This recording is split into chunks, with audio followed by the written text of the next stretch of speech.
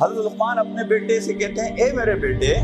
دیکھ شرک نہ کرنا اللہ کے ساتھ، اس لیے کہ شرک ظلم عظیم ہے۔ دیکھو دنیا کی سب سے بڑی حقیقت اللہ سبحانہ و تعالیٰ ہے، اور اللہ نے جو مجھے حکمت دی ہے اس کا سب سے پہلا تقاضا یہ ہے کہ میں اپنے محسن کو پہچانوں۔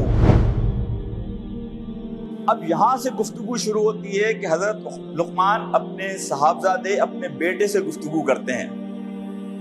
اور حضرت لقمان کہتے ہیں وَإِذْ قَالَ لُقْمَانُ لِابْنِهِ وَهُوَ يَعِظُهُ يَا بُنَيَّ لَا تُشْرِكْ بِاللَّهِ إِنَّ الشِّرْكَ لَظُلْمٌ عَظِيمٌ۔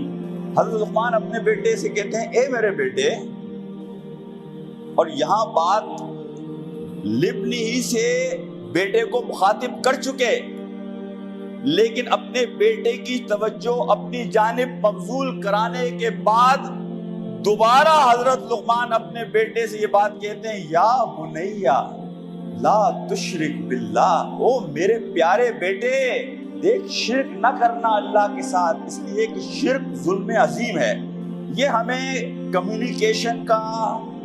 کس طرح اپنے سامنے والے کو مخاطب کریں، اس کی توجہ پورے طریقے سے اپنی جانب کیسے لے کر آئیں، ایک حکمت کا سمندر ہے جو اس آیات میں ہے کہ حضرت لقمان اپنے بیٹے سے مخاطب کر لیا، بیٹے کی توجہ اپنی جانب لے لی، لیکن دوبارہ بیٹے سے کہتے ہیں یا بنیا، او میرے پیارے بیٹے۔ تو حضرت لقمان اپنے بیٹے کو جو پہلی چیز نصیحت کرتے ہیں وہ ہے اللہ کا تعارف، کہ دیکھو دنیا کی سب سے بڑی حقیقت اللہ سبحانہ و تعالیٰ ہے، اور اللہ نے جو مجھے حکمت دی ہے اس کا سب سے پہلا تقاضا یہ ہے کہ میں اپنے محسن کو پہچانوں،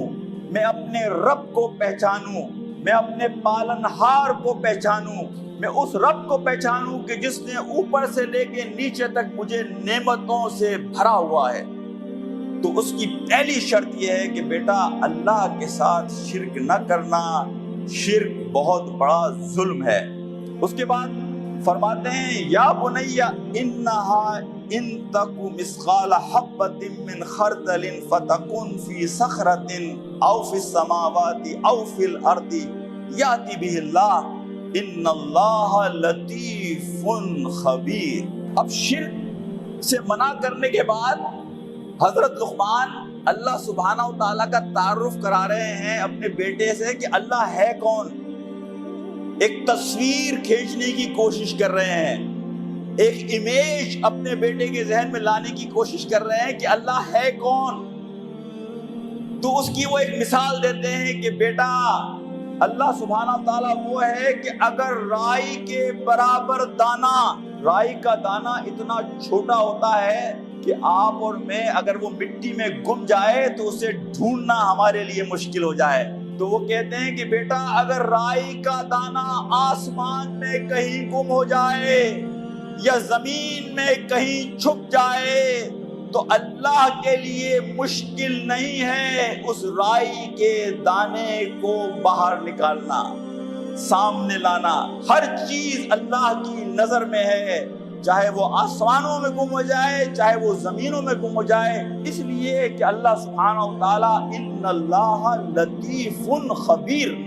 21ویں صدی کی ٹیکنالوجی بھی اس رائی کے دانے کو تلاش نہیں کر سکتی، اس لیے کہ وہ اتنا چھوٹا ہے کہ جب آپ پہاڑ کو توڑیں گے تو وہ گم ہو جائے گا۔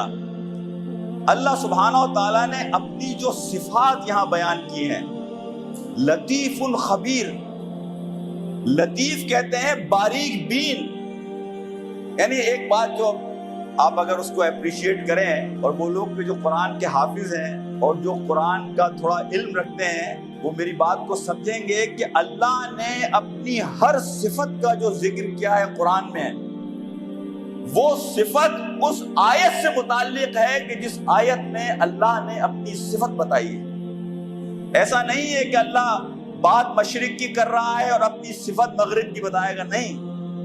اللہ نے کہا کہ میں رائی کے دانے کا علم رکھتا ہوں، چاہے وہ سماوات میں گم ہو جائے یا زمین میں گم ہو جائے، پہاڑ کے نیچے چھپ جائے، اندھیری رات ہو، گھٹا ٹوپ اندھیرا ہو، کالا پہاڑ ہو، ایک چھوٹی سی کالی چونٹی بھی اگر اس پر رینگتی ہے تو وہ اللہ کی نظروں میں ہے، اللہ کو اس کا علم ہے،